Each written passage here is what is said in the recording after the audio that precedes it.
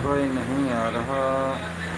हाय viewers, हमें भी आप लोग के साथ ऐसे ही बैठना है।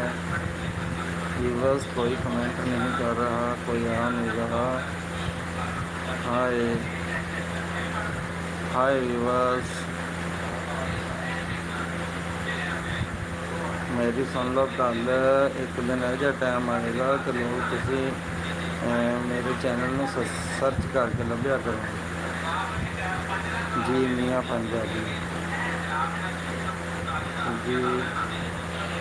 हाय